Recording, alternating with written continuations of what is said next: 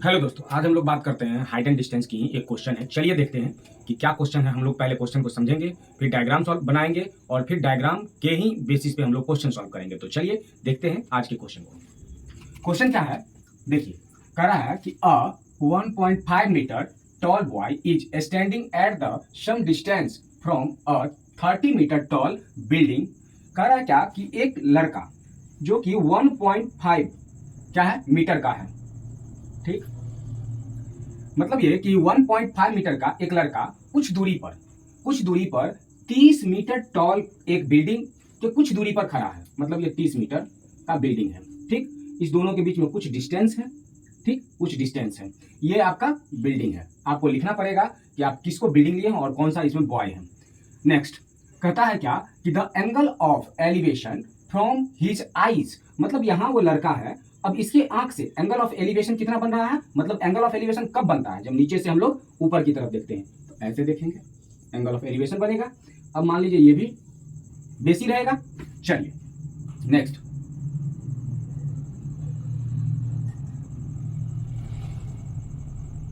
तो हम लोग अगर नेक्स्ट देखें तो क्या कर रहा है कि the angle of elevation from his eyes to top of the building.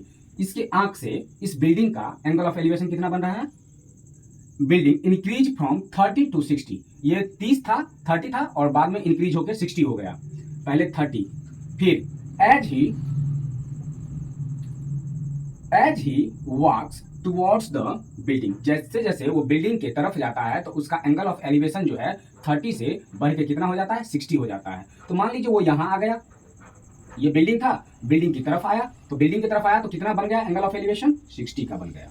यहां पर एंगल ऑफ एलिवेशन बना 60। चलिए ये क्या है, ये बॉय है, ये क्या है, ये आपका बिल्डिंग है, ठीक। अब नेम रख देते हैं कुछ इसका। ये मान लीजिए ए है और ये बी है। ए बी बिल्डिंग हो गया।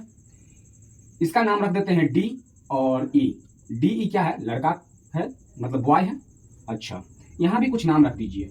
नाम रख देते हैं एफ और यहां भी कुछ नाम रख देते हैं, इसका पी नाम रख देते हैं।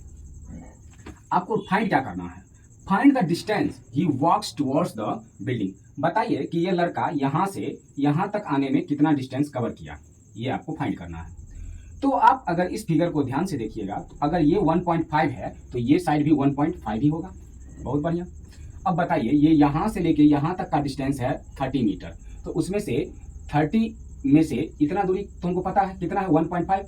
अब हमको अगर ये डिस्टेंस चाहिए तो हम लोग क्या करेंगे, 30 मीटर माइनस 1.5 मीटर करेंगे तो ये आएगा 28.5। मतलब ये डिस्टेंस जो है हमारे पास एपी जो है, ये यहाँ पी था, एपी जो डिस्टेंस है वो कितना है 28.5।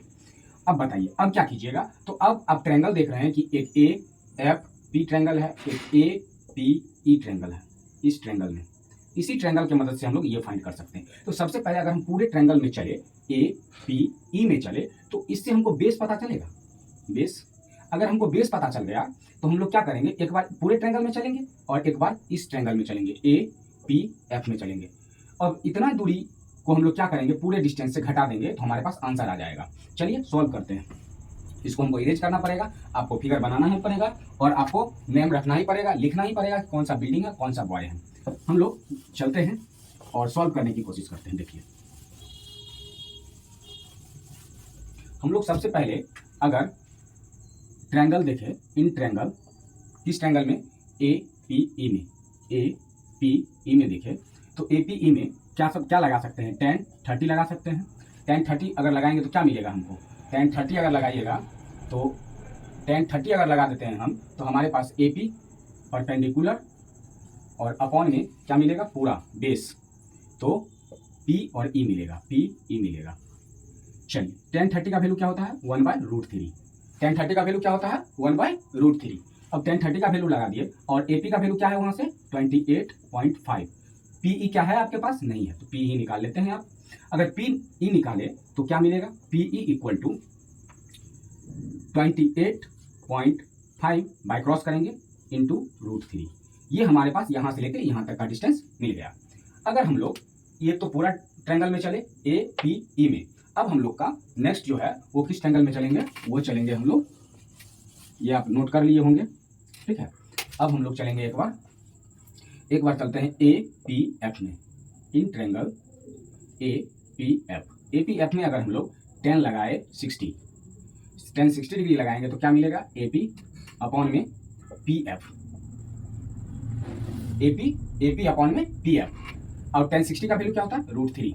ए पी क्या है 28.5, पी एफ कितना है नहीं पता है, पी एफ नहीं पता है, पी एफ नहीं पता। चलिए पी एफ अगर नहीं पता है तो हम यहाँ से पी एफ निकाल सकते हैं क्या, हाँ निकाल लीजिए। पी एफ निकाल लेंगे तो कितना मिलेगा, तो ये मिलेगा 28.5 √3, इतना मिला। अच्छा आपको क्या चाहिए था, हमको चाहिए था ई और एफ तक का डिस्टेंस, यही पूछ रहा था क्वेश्चन में, ई और एफ का डिस्टेंस क्या होगा। अगर पूरे डिस्टेंस में से अगर हम ये डिस्टेंस को हटा दें तो हमारे पास यही डिस्टेंस बच जाएगा। हाँ तो अब पूरे डिस्टेंस में से आप पी एफ को क्या कीजिए, माइनस कर लीजिए। अब हम इस फिगर को इरेज करते हैं, आप नोट कर लिए होंगे, बनाए भी होंगे, और साथ में बनाने का जो मजा है ना कुछ और ही है। आप बनाइए, पेन पेंसिल लेके बैठिए और सॉल्व कीजिए, ठीक है, तो ही सीख पाइएगा, इसलिए आपको साथ में बनाना पड़ेगा। अब देखिए हमारे पास पीई जो था पूरा डिस्टेंस था, तो पीई और हमको निकालना क्या था, ई एफ निकालना था। ई एफ इक्वल टू क्या होगा, पीई माइनस पी एफ। अगर ऐसा करते हैं तो क्या मिलेगा, 28.5 √3 माइनस 28.5 अपॉन में √3।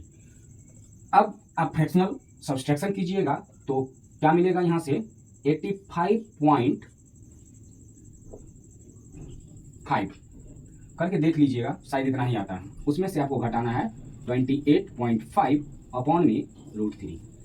जब यहाँ से सॉल्व कीजिएगा तो शायद 57 मिलेगा, और 57 हम यहाँ लिख देते हैं ताकि आप लोग को क्लियर दिखाई भी दे, तो 57 √3 मिलेगा। जब रेशनलाइज कीजिएगा डिनोमिनेटर का तो आपको मिल जाएगा 57 √3 अपॉन में 3, ये कट जाएगा 19 टाइम्स में, मिल जाएगा आपको 19 √3।